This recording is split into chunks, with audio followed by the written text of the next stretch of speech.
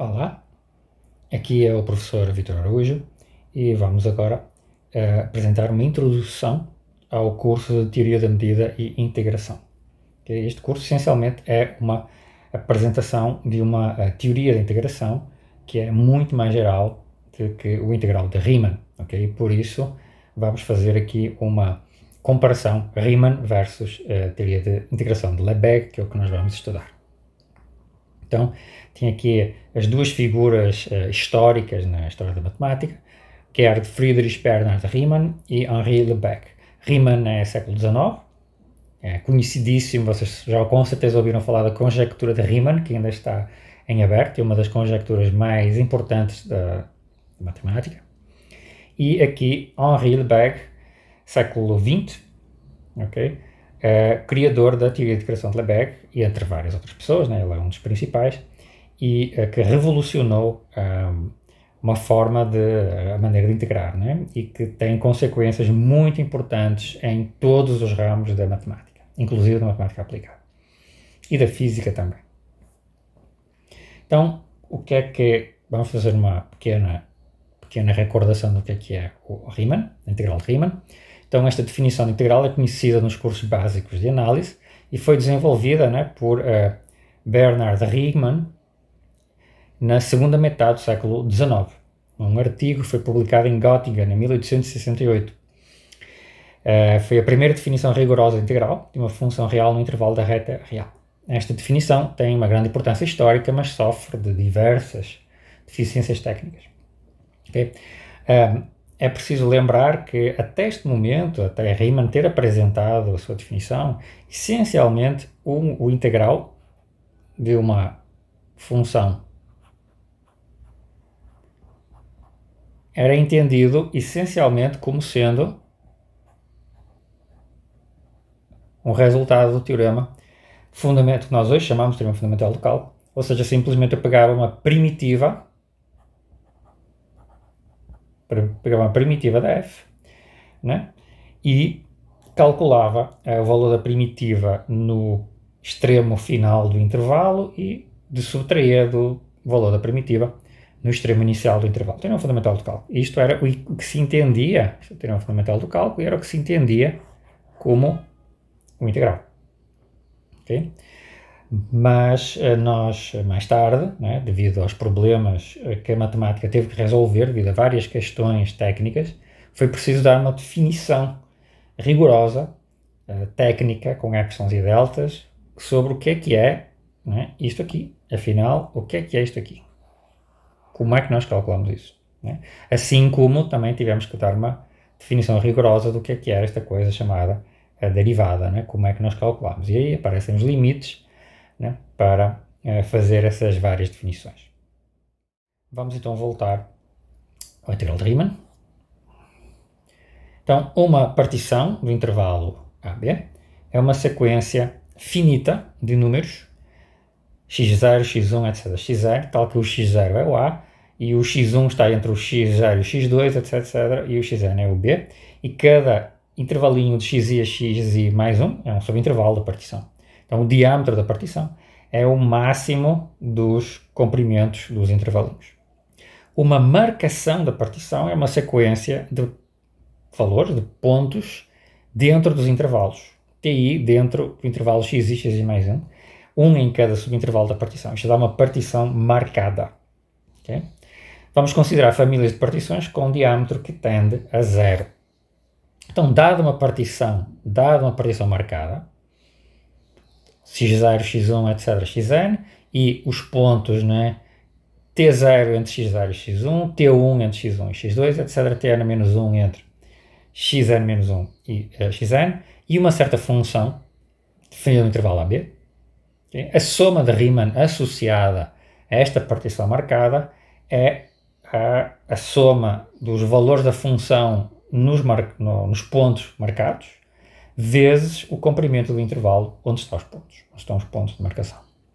Então, dizemos que a integral de Riemann de f no intervalo AB é igual a S se, para cada epsilon, existe um delta, para o qual toda a partição marcada do intervalo AB com diâmetro menor que delta satisfaz que aquela soma de Riemann está epsilon próxima do S.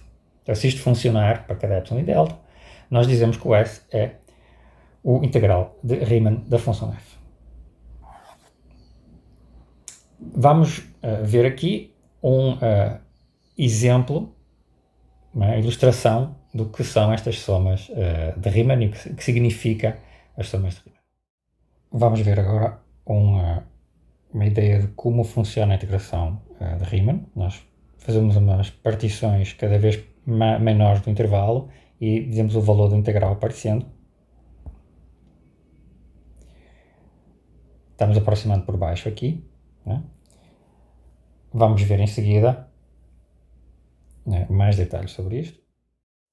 Uma forma equivalente de calcular o integral de Riemann é usar o chamado integral de Darboux, definição de Darboux, na qual o valor do f de ti em cada marcação dentro do subintervalo é substituído pelo supremo ou ínfimo da função nesse subintervalo, né? Obtemos assim para cada partição uma soma superior, em que nós, em vez de calcularmos f num certo ponto no intervalo, calculamos o supremo, e a soma inferior é que nós substituímos o supremo pelo ínfimo. Okay? Então já sabemos que f é integrável a Darboux, que é a mesma coisa que o integral de Riemann, se o integral superior, que é o supremo de todas as somas superiores para todas as partições, né, coincide com o integral inferior, que é o ínfimo de todas as somas inferiores. Aliás, contrário, né?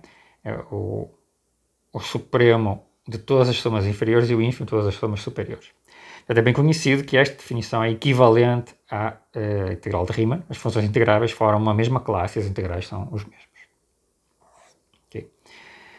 A necessidade de integrar séries de funções, lidar com espaços de funções ou de desenvolver uma teoria das probabilidades levaram a um trabalho fundamental da Henri Lebesgue, 1904, definindo uma integral que admite teoremas de convergência muito gerais. Okay? Então isto permite desenvolver uma teoria muito mais geral, que abrange uma classe maior de funções que passam a ser integráveis e muito mais completa, tornando a integral de Riemann, de fato, obsoleta em todos os aspectos técnicos do ponto de vista, né, matemático estrito. Então, o que é que Henri Lebesgue fez, essencialmente? Então, a grande diferença conceitual da integral de Lebesgue é algo que aparentemente é muito trivial, à primeira vista, que é o seguinte: dada uma função, como antes, um intervalo, para comparar, né, começamos por tomar uma partição do contradomínio, em geral infinita, ou seja, em vez de nós particionarmos o eixo x, em vez de particionarmos o intervalo AB do domínio, nós particionamos o eixo y. Concretamente, nós tomamos uma partição do eixo y, de R, em intervalos diádicos de tamanho, por exemplo, 2 elevado a menos a. Este é apenas um exemplo prático, né? Podemos tomar esta partição aqui. Para todo o K inteiro, eu olho para todos os intervalos deste tipo. Portanto, isto aqui corresponde a 0, vamos fazer n igual a 1. Então é 0, 1 meio, 1 meio, 1, 1, 3 meios, 3 meios, 2, 2, 5 meios, 5 meios, 3, etc. E também a mesma coisa para o lado negativo. Particionamos toda a reta, todo o eixo y, em intervalos de tamanho 1 meio. Se eu fizer n igual a 2, eu vou particionar em intervalos de tamanho 1 quarto, etc. E vamos formar a soma das áreas dos retângulos cuja base é enviada em cada um dos subintervalos de P. Ou seja, eu vou pegar, né, olhar para o conjunto dos pontos que por F é enviado no intervalo K sobre 2 elevado a n, K mais 1 sobre 2 elevado a n. Este é o conjunto dos pontos que é enviado por F naquele intervalo, é para a imagem. Vou dar uma medida para esse conjunto, ou seja, M é uma função de conjunto a ser definida, que deve generalizar a noção de comprimento de um subintervalo para subconjuntos muito mais gerais. Okay? E multiplico esta medida, que seria uma generalização, diria, do comprimento, né, de intervalos, vezes a altura, neste caso, a soma inferior. Vou tomar a parte de baixo, a altura, né, do valor da função. Neste caso, o menor. Okay? Observemos que esta família das pré-imagens, é uma família 2 a 2 disjunta, uma família disjunta, e a sua união cobre todo o intervalo AB. Ok? Porque a união destes intervalos cobre toda a reta R, não é? E a função f é uma função do intervalo AB na reta real. Então, isto aqui vai ser uma partição, de fato, do intervalo AB. Okay? Então, isto aqui é uma ideia do que nós poderíamos fazer com Riemann. Temos aqui o gráfico de uma função, né? E estamos aproximando aqui com aqueles retângulozinhos da partição de Riemann. E agora fazemos uma outra coisa. Nós particionamos no eixo Y e para cada intervalinho nós tomamos a pré-imagem, por exemplo, este intervalo aqui, aqui em cima, tem como pré-imagem este intervalo aqui. Ok? E este intervalo aqui tem como pré-imagem 2 pedaços. Tem este pedaço aqui, isto aqui, para pré-imagem, e tem este pedaço aqui também. Estes dois aqui. Né? Certo? Então, estas pré-imagens aqui precisam de ser depois calculadas as suas medidas e multiplicar pela altura. Né? Então, isso dá-nos uma aproximação. E a grande vantagem aqui é que nós deste jeito, né? Tá? Dada uma função f, né? E uma função de conjunto, que é a tal medida m, tá? E uma sequência de partições Pn de R, como nós definimos atrás, como um exemplo, uma sequência, dizemos que f é integrável com respeito a m, com um certo integral, né? Se o limite daquelas somas der aquela integral. Okay? Quando aqui este limite é tomar o n maior, ou seja, eu particiono intervalinhos cada vez menores no eixo y. Observemos que a partição obtida pelo método de Lebesgue é automaticamente adaptada à função f. Ela fica mais fina onde f oscila mais e menos fina onde f oscila menos. Okay? Vamos ver isto agora neste exemplo. Temos em cima o integral de Riemann e temos em baixo o integral de Lebesgue. Observem que o integral de Riemann, né, ele vai construindo os intervalos particionando o domínio, enquanto que o integral de Lebesgue ele particiona o contradomínio e, portanto, os intervalos eles ficam mais fininhos onde a função varia mais e mais largos onde a função varia menos. Então isto dá uma adaptação, e reparem, claramente o integral de Lebesgue aproxima muito melhor a área debaixo do gráfico do que o integral de Riemann. Okay? E é por isso que o integral de Lebesgue vai ser mais fino e, portanto, vai integrar mais funções. Então, com as somas superiores e inferiores de Lebesgue, então esta aqui é uma inferior, esta aqui é superior, eu estou olhando o valor, estou tomando o valor máximo em cada intervalo aqui, e aqui estou trabalhando o valor mínimo em cada intervalo, multiplico pela mesma medida em cada pedaço, né, que estou a olhar das pré-imagens do mesmo intervalo. Então, esta sequência, quer as somas inferiores ou as somas superiores, ela pode ser substituída uma pela outra sem mudar as conclusões, correspondendo a aproximar o integral por cima ou por baixo, como no caso da integral de Darboux, né, que nós chamamos o supremo ou o ínfimo. Então, quando o integral existe, né, quando a função é integrável a Lebesgue, nós podemos substituir um pelo outro. Okay? Então, notemos que se f de x em R é uma função qualquer num espaço x, okay? Um espaço métrico, um espaço topológico, um espaço onde nós possamos colocar uma medida. Então esta família, a família dessas pré-imagens, é disjunta e a sua união cobre o espaço x. Portanto, é uma partição de x no sentido da teoria de conjuntos, né? Uma família de subconjuntos dos dois disjuntos cuja união é x.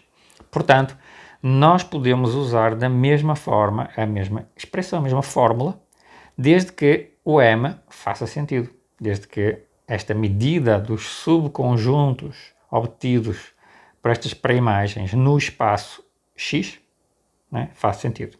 E assim nós podemos definir o integral da f com respeito a m. Não necessariamente o x não precisa ser uma reta, não precisa de ser R2, R3, Rn, não precisa de ser complexo, precisa de ser o espaço C1, C2, Cn, não precisa de ser um espaço euclidiano ou derivado do espaço euclidiano, ou uma variedade, por exemplo. Pode ser um espaço abstrato, ok? E isso é extremamente importante. Então, Lebesgue, a integral Lebesgue tem diversas vantagens técnicas. A Lebesgue é mais flexível, muito mais funções são integráveis a Lebesgue do que a Riemann. Sim, por exemplo, esta função clássica, que não é integrável a Riemann, a função que vale 1 nos racionais e vale 0 nos irracionais, nós sabemos que não é integrável a Riemann, mas ela é trivialmente integrável a Lebesgue. Então, além disso, se eu tiver que uma sequência de funções converge de maneira monótona, ou seja, ela cresce e converge para a função f, converge monotonamente, então segue que o integral de cada elemento da sequência converge para o limite, para o integral do limite, que é o teorema da convergência monótona de Lebesgue. E nós sabemos que no caso do integral de Riemann, nós precisaríamos de ter convergência uniforme de Fn para f, ok? Que é uma condição muito mais forte do que simplesmente pedir a convergência monótona. Tem uma sequência monótona de funções que converge para o limite. Então, o integral de Fn converge para o integral do limite. Isso é automático no caso do integral de Lebesgue.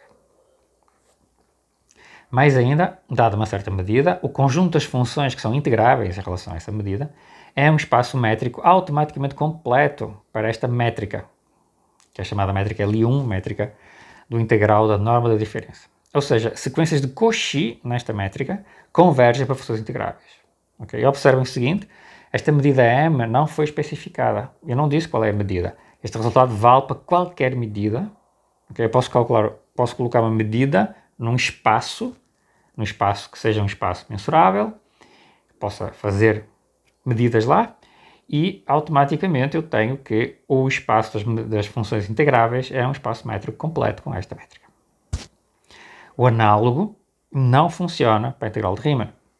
Existe uma família de funções integráveis a Riemann, tal que a métrica correspondente, né, o integral de Riemann da diferença das funções, tende para zero, quando n e o m para o infinito, portanto seria uma sequência de Cauchy, mas o limite destas funções não é integrável a Riemann.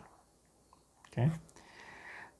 Como é que nós podemos fazer isso? Nós podemos pegar aquela função que vale 1 nos racionais e 0 nos irracionais, podemos aproximá-la por funções características numa enumeração dos racionais. Ou seja, para cada n, né, nós enumeramos os racionais são enumeráveis. Eu enumero os racionais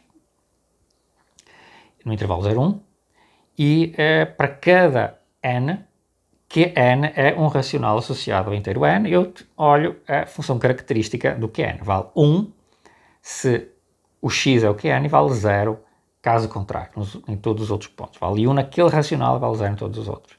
E agora, se eu olhar a soma destas funções, gn, ou seja, a soma do gk de 1 até n, esta fn, então é claro que o integral da fn é 0, integral de Riemann, porque ela é 0, exceto no número finito de pontos. Né? E, portanto, um número finito de pontos não faz diferença no integral de Riemann. Então, esta integral é nula. Né? Mas no limite, e reparem, além disso, a diferença entre Fn e Fm, né, vai ser o quê? Vai ser uma função que vale 1 nos racionais que estão envolvidos aqui, né, e vale 0 no resto. Isto é um número finito. Né? Os racionais envolvidos nesta diferença são um número finito. Mas o limite desta sequência, o limite desta soma, é de facto aquela função que vale 1 nos racionais e 0 nos irracionais. Nós sabemos que não é integrável.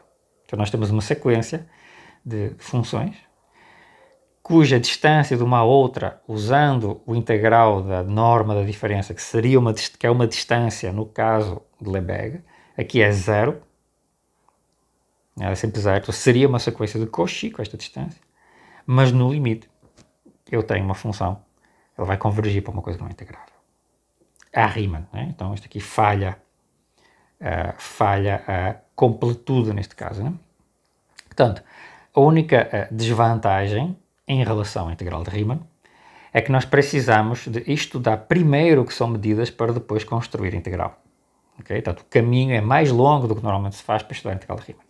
Mas o que nós ganhamos é substancial. Conhecer a integral de Lebesgue abre portas para a teoria da probabilidade, para a análise funcional, teoria espectral, né? E aplicações às equações de derivadas parciais, para processos estocásticos ou teoria ergótica.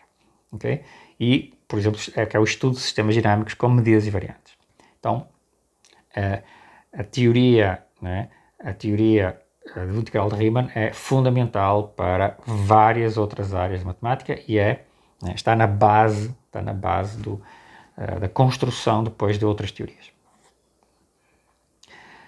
Há uma adaptação do integral de Riemann que permite copiar praticamente algumas propriedades e generalizar até algumas propriedades do integral Lebesgue, né, que é o integral de Einstock-Kurzweil, também chamado integral de Riemann calibrado ou generalizado. Então, recentemente, em 1957, foi proposta por Kurzweil uma generalização do método de integração de Riemann para aproximar, né, este da integral Lebesgue de uma certa função no intervalo da reta, né, da função real e intervalo real.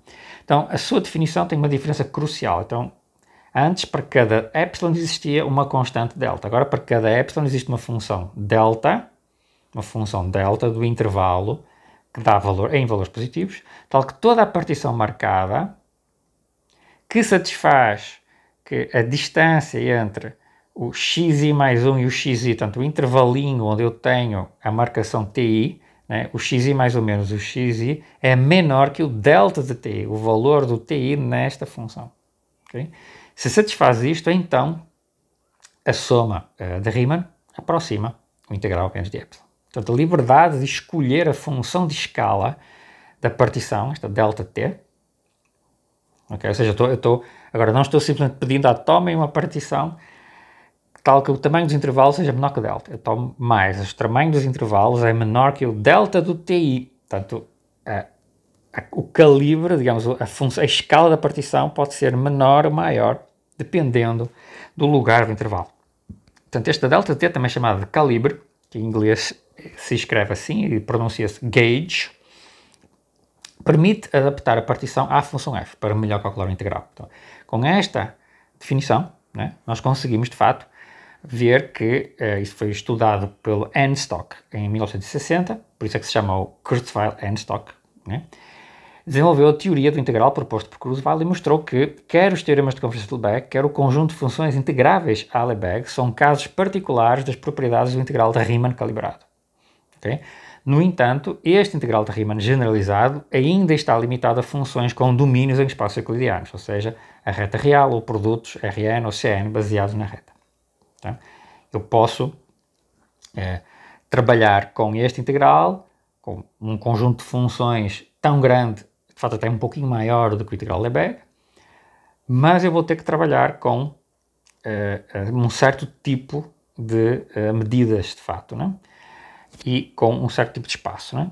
Enquanto que eu posso, de fato, fazer muito mais no caso de Lebesgue. O integral de Riemann está estreitamente relacionado com a estrutura de espaços euclidianos, enquanto a noção de medida é muito mais abstrata, como nós vamos ver já a seguir. Então, isto permite definir medidas em espaços topológicos e daí em espaços de funções, etc., e depois a integral associada a essa medida. Portanto, a teoria da integral de Lebesgue é mais apropriada para a matemática, quer do ponto de vista teórico, quer do ponto de vista de aplicações. Certo? Então, apesar de nós termos uma adaptação do integral de Riemann, que permite, de fato, cobrir tudo aquilo que faz o integral de Lebesgue na reta para a medida específica de comprimentos dos intervalos, nós precisamos da teoria integral de Lebesgue para generalizar para outros espaços e também para generalizar para outras medidas. Portanto, a integral de Lebesgue nos libera a noção de medida, a noção de medida é muito mais geral, assim como o lugar onde nós podemos colocar as medidas. O domínio das funções pode ser muito mais geral. Então isso é muito apropriado para novas teorias na matemática, ok? E muito para trabalhar em espaços muito mais gerais. Veremos como começaremos a estudar a teoria da medida no próximo vídeo.